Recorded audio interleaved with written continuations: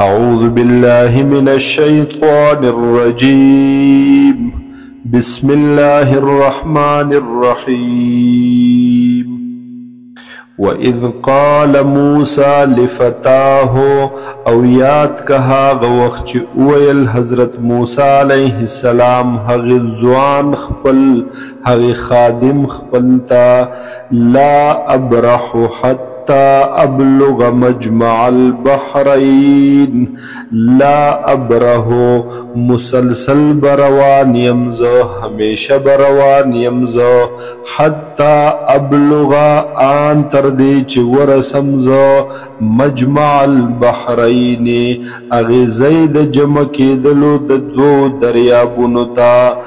او امضی حقبا یا بتیرشی دیر زمانا فلما بلغا پس هر کله چې ورسېدل دا دواړه مجمع بینهما اغې ځای د جمع کېدلو د دې دوو دریابونو ته نسیا حوتهما نو ير شو د دې دواړو نه هغه مې خپل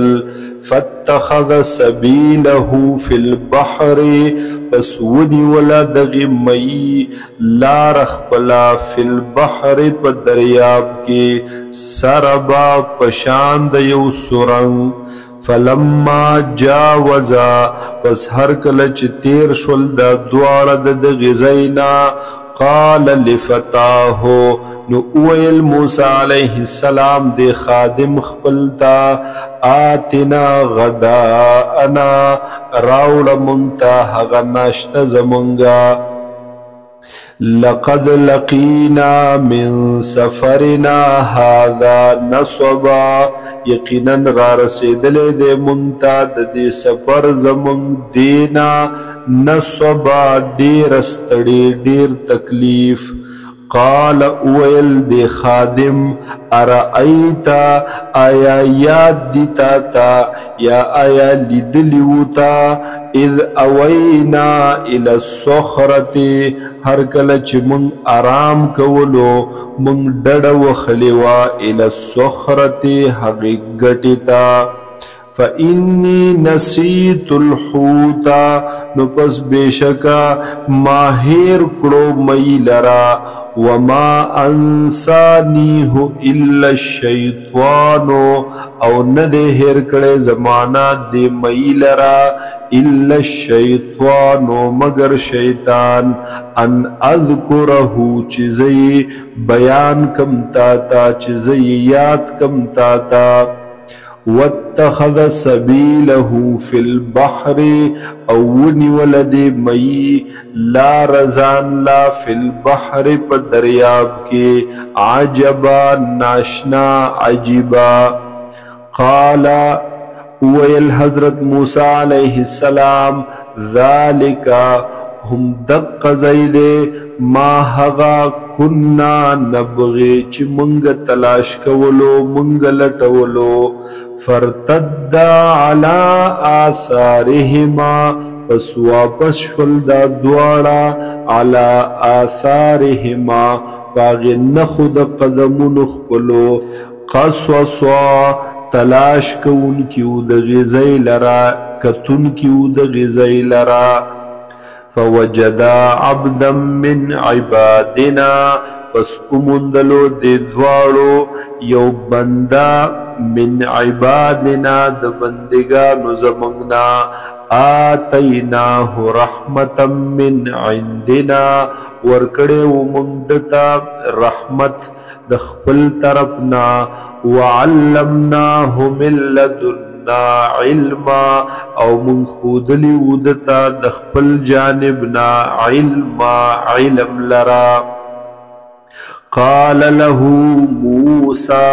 ویل دغی بندتا موسیٰ علیہ السلام داو حضرت حضر علیہ السلام حل اتبعوکا ایازتا بداری وکمستا علا ان تعلمنی پدی شرط چتا وخیماتا مما دهاغسنا علمت رشدا چه خود لشوی دیتا تد ہدایتنا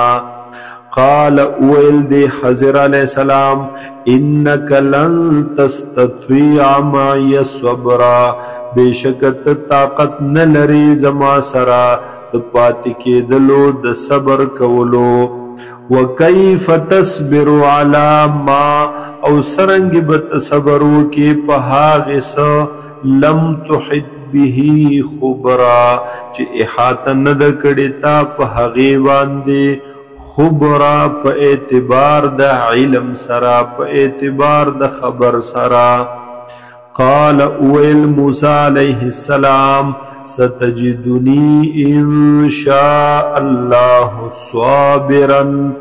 زردا چتب عموم مال راک د الله خو خشی صابرا صبر کون کے ولا اعصی لک امرا او زبنا پرمانی نکوم ستا پہس یو کار کے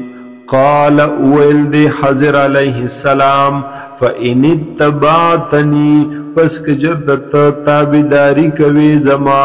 فلا تسألنی عن شیئن نو پس تپوس مکوا زمان د حسیس پبارکی حتی احدث لک منه ذکرا آن تردی چیز بیان کم تا د هغی سیز تحقیق د هغی سیز حکمت